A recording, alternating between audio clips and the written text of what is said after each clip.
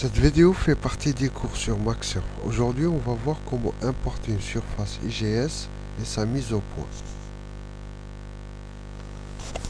Donc voilà, Maxsurf se présente sous cette interface. Donc, comme tous les logiciels Maxsurf, Maxsurf Hydromax, Workshop, etc.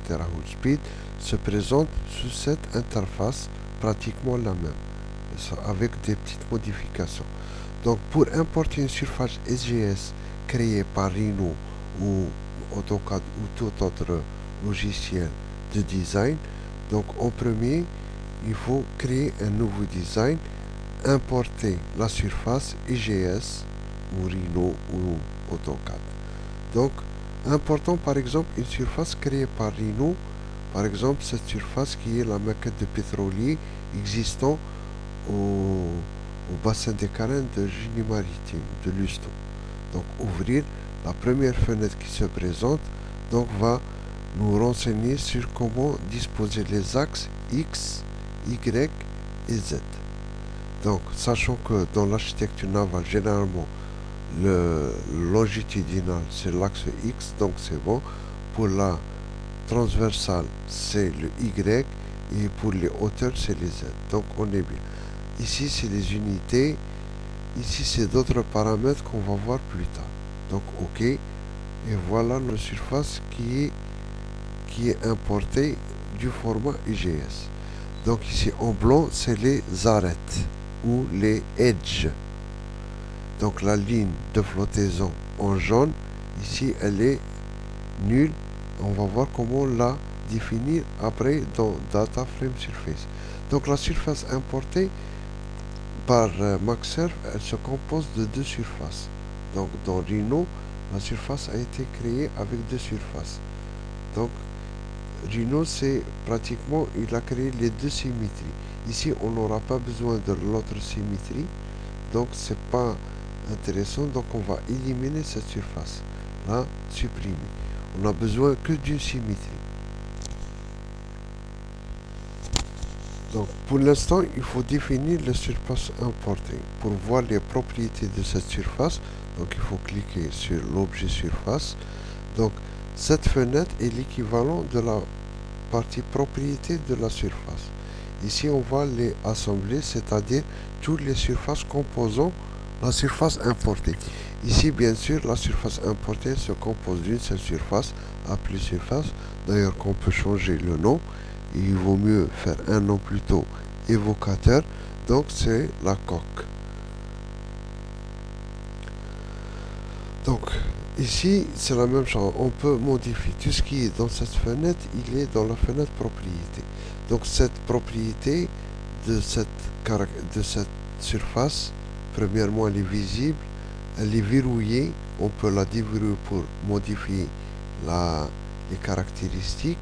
Et le plus important, elle est symétrique. C'est pour ça que j'ai éliminé la surface 2.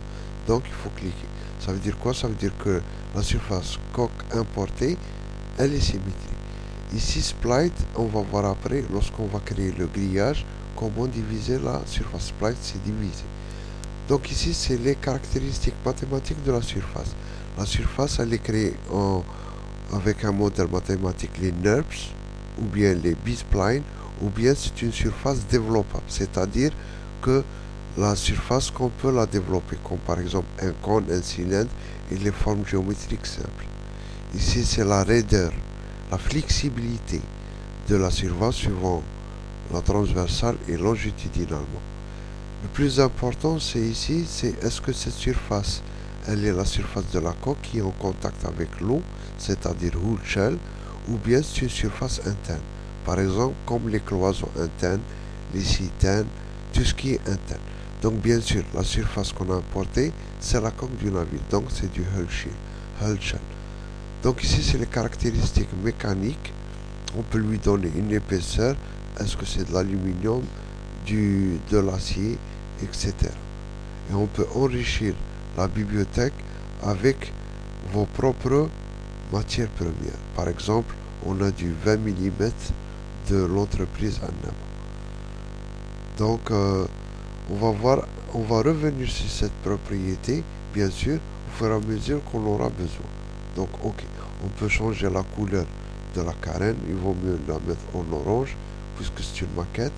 Donc et on va visualiser en rendu pour voir la maquette en 3D. On peut varier l'angle par exemple ici du roulis suivant X, du lacet suivant Z et suivant Y de l'assiette pitch.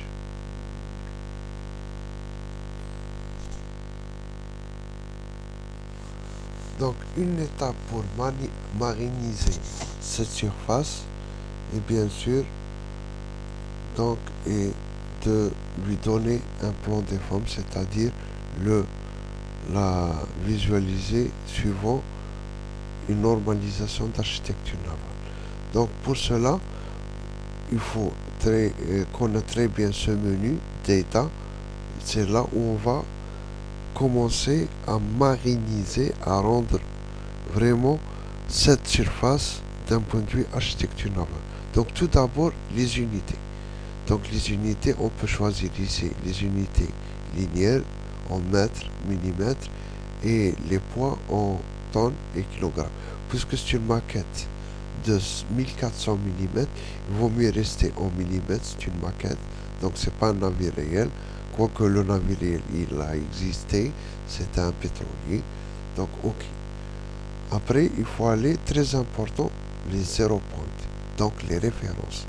Donc par défaut, MaxSurf prend comme référence le milieu du navire, alors que nous, on est habitué à prendre la perpendiculaire arrière, aft perpendiculaire.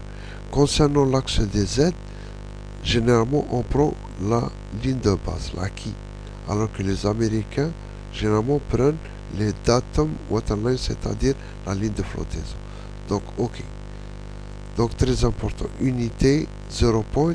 Et maintenant on va voir très important aussi les frames of reference.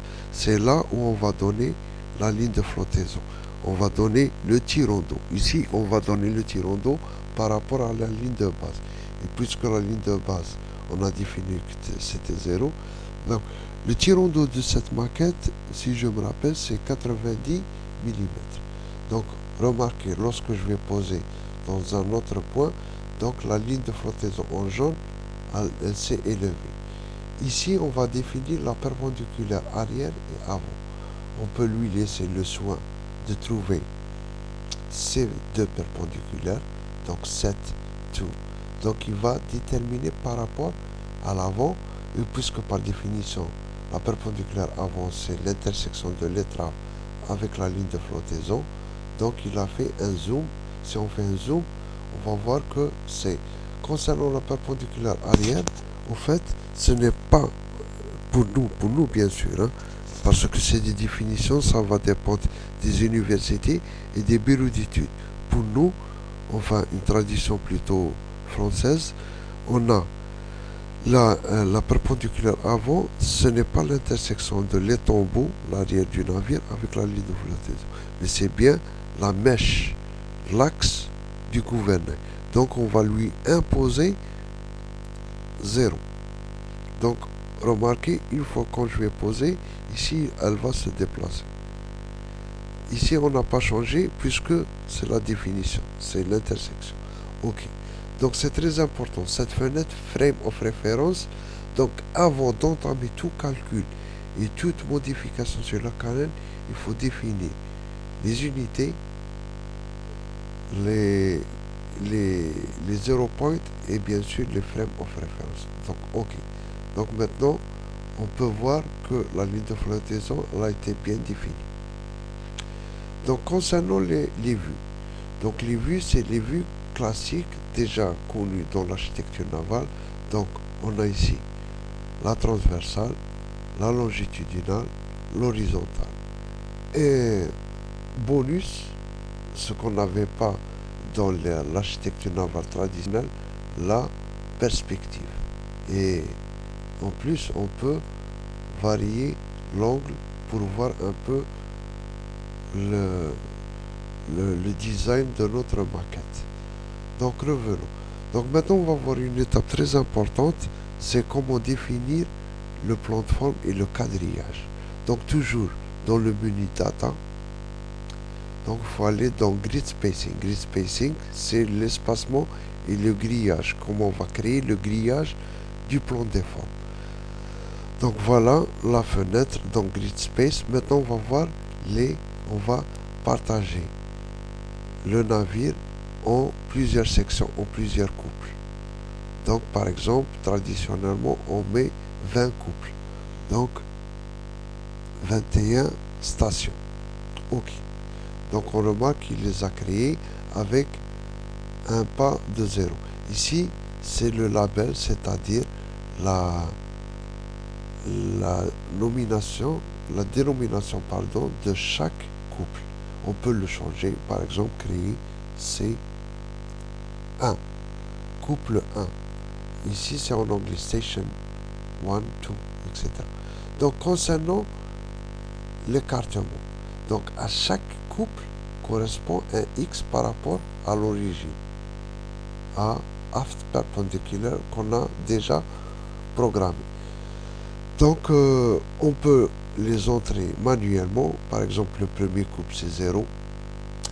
Le deuxième couple, c'est LPP sur 20. Sinon, on va lui laisser le soin de calculer lui tout seul. Donc, regardez la procédure. Donc, dans Space, donc on a trois options. Soit lui donner, suivant la longueur à la flottaison, il va diviser en 20 couples. Ou bien, suivant la longueur autour du navire. Ou bien, on peut entrer manuellement les stations, les couples. Donc, par exemple, de la station 1 jusqu'à 21, on va lui donner un pas, par exemple, de LPP sur 20, qu'on va calculer, et commençant par 0. On va lui imposer la première option.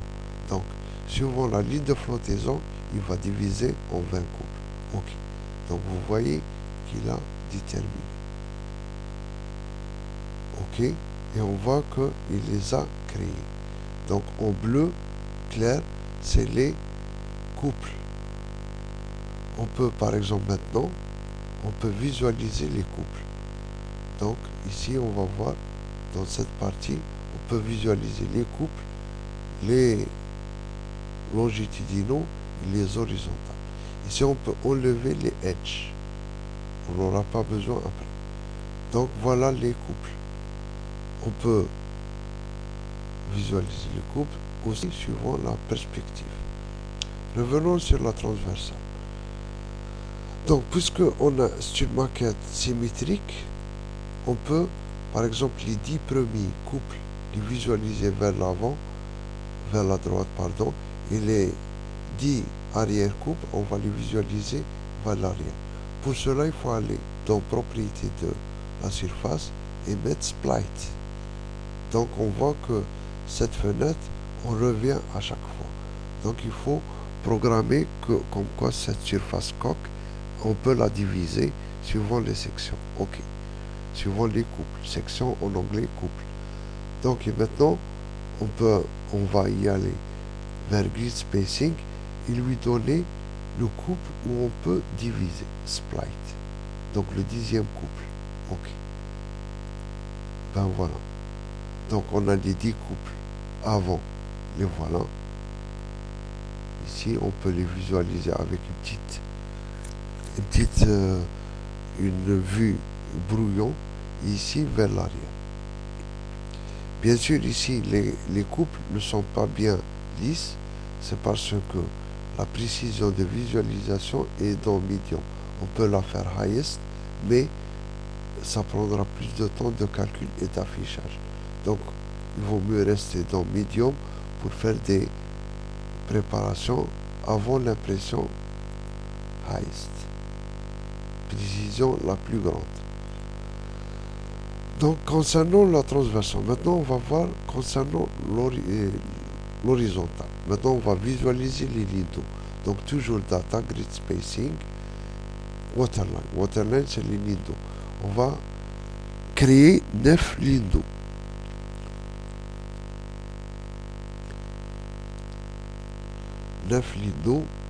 Bien sûr, automatiquement, il va nous donner 0. Donc, on va lui laisser le soin de lui de déterminer, suivant le creux, le depth of the model. Donc il va diviser le C, le depth, par 9 couples. Il va déterminer les points. Ok. Donc si on va visualiser, donc on a vu qu'il a aussi fait un quadrillage suivant les lignes d'eau. Donc pour visualiser les lignes d'eau, il faut aller à Waterline. On voit en rouge qu'il les a visualisés. Bien sûr, l'une des lignes d'eau en jaune, c'est la ligne de flottaison, bien sûr. Donc en jaune, c'est la ligne de flottaison. Puisque la ligne de flottaison, c'est une ligne d'eau parmi d'autres. Et en blanc aussi, ici, celle-là, donc c'est les edges, c'est la partie haute du navire. On va voir qu'elle a un nom plus scientifique. Margin line, qu'on aura besoin dans Hydromax. Donc voilà, notre maquette, elle devient, notre surface plutôt, elle devient de plus en plus marinisée, c'est-à-dire une approche plutôt d'architecture navale. Donc on peut visualiser ici la symétrie, on peut désactiver les couples, les lignes d'eau, on peut activer les lignes d'eau, on peut désactiver les edges, etc. On peut aussi désactiver le quadrillage. Remarquez que MaxSurf, il a un code couleur qu'on va s'habituer. Par exemple, les en vert, ça va être les couples. Les en rouge, ça va être les lignes d'eau. Il vaut mieux laisser cette configuration de couleurs, c'est plus... On va s'habituer, vous allez vous habituer avec. Sinon, vous pouvez modifier la couleur de chaque entité. Par exemple, les grids au lieu de bleu clair avec notre couleur, ou par exemple les couples section, voilà, qui sont en vert, on peut les changer. Donc le plus important. Maintenant, la dernière vue, le longitudinal. Donc on va enlever les feature lines, c'est pas la peine. Pour l'instant, on n'a pas besoin. Donc maintenant, on va visualiser les longitudinales. Donc on va créer les longitudinales. Donc grid spacing, buttock, longitudinal. On va pas créer beaucoup. Généralement dans un plan de forme, 2 à 3, c'est suffisant. Donc 3 longitudinales. On va lui laisser toujours le soin de calculer suivant la largeur width. Donc il va diviser. Donc on va lui donner le premier, ça va être OK. Donc on va visualiser les longitudinales. Donc voilà. Donc bien sûr le PS en blanc, c'est l'une des longitudinales. Parce qu'on et les autres, les 3 intermédiaires qu'on peut les voir suivant. Donc voilà les longitudinales, le premier, le deuxième, le troisième. Donc on peut aussi laisser les labels. Donc suivant grid, montrer les labels. Donc longitudinal B1, B2, B3. Généralement, nous, on est plutôt habitué à, dans grid spacing, pour les labels, suivant les longitudinales, il vaut mieux écrire des lettres latines, des chiffres latins. Donc le 1, le 2 et le 3 en latin. Ok. Donc vous voyez, il a changé de label. Ceci pour permettre d'exporter la carène, ce plan de forme dans AutoCAD pour impression avec les lignes de flottaison, etc. Donc, dans cette figure, on peut, chaque point ici en gras, ça veut dire qu'on est sur le couple, chaque numéro de couple. Donc, puisqu'on a 20, on a 20 divisions. Ici, plutôt, c'est les points de contrôle.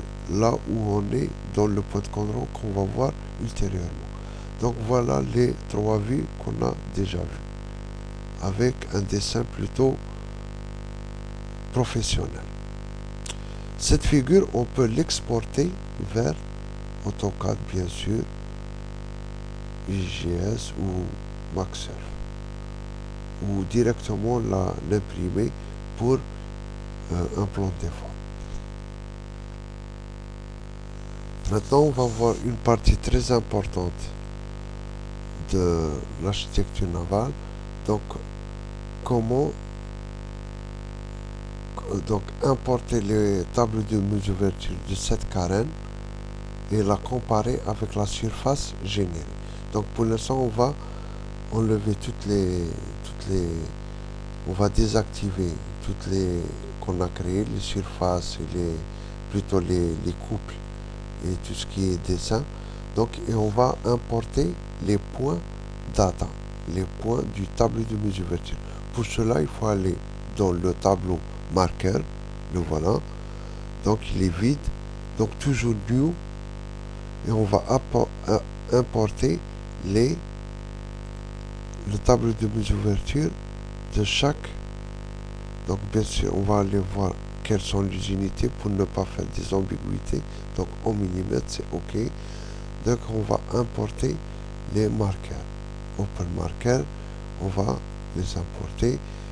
On va les visualiser avec la maquette, donc avec la surface. Donc, ça, c'est les points en bleu, c'est les points du tableau de mesure verticale. Bien sûr, lorsqu'on a créé sur un point, par exemple, on aura les caractéristiques de ce point. Il appartient au couple 15 avec les coordonnées X, Y, Z. Et le plus important, on va lui affecter une surface.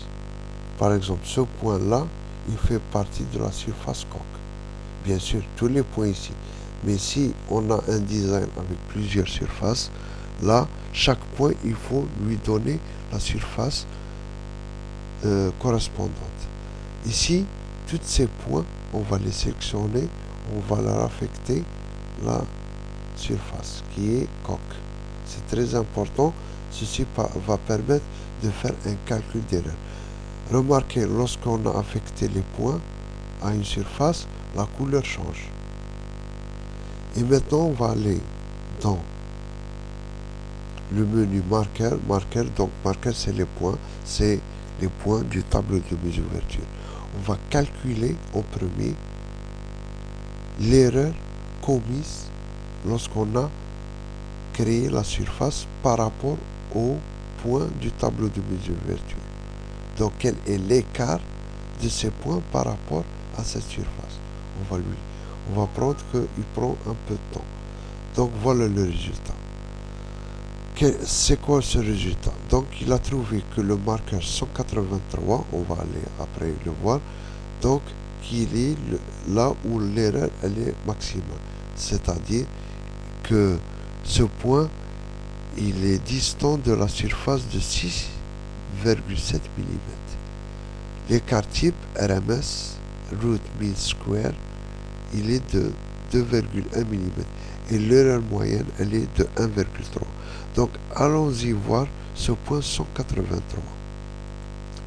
Donc, toujours, on va aller dans le marqueur. On va aller au point 183. Le voilà. Donc, c'est le couple 23 avec les coordonnées. C'est là où l'erreur, elle est maximale. 6,7. Quoique, pour une maquette de 1400 mm, cette erreur, elle est acceptable. Mais on peut après l'affiner et la vérifier. Donc c'est un très bon moyen. Donc dans ce menu Measure Surface Error, c'est un très bon moyen pour voir est-ce que la carène générée, la surface, elle est très proche du tableau de mesure verticale, en fait. Donc, c'est une étape très importante. Maintenant, on peut voir aussi que au lieu de générer les surfaces, les sections, grâce à cette option, on peut aller directement et générer les sections, les couples par rapport au marqueur importé sous forme de tableau TXT. Donc on va générer grid from marker. Donc on peut générer les sections, les longitudinales et les lignes.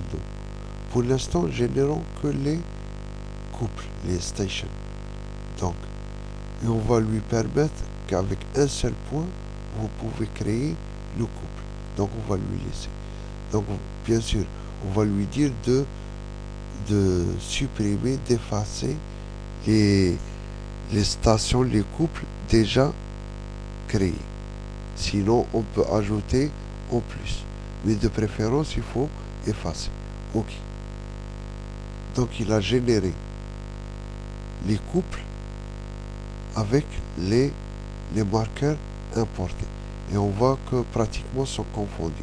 Sauf que pour le point 183, donc on va voir celui-là, donc 192, non, on est au couple 24, non, c'est plutôt celui-là, 183, 183, le voilà. Donc ce point, c'est le point le plus éloigné de la courbe, de la surface créée par Rhino. Relativement, bien sûr, parce que ici, la carène, elle est très bien modélisée avec une très bonne précision. 6, l'erreur de 6,7, elle est intéressante pour une maquette de 0,83. Donc je vous remercie et dans le prochain cours, on va continuer toujours sur ces options pour marqueurs avec les surfaces.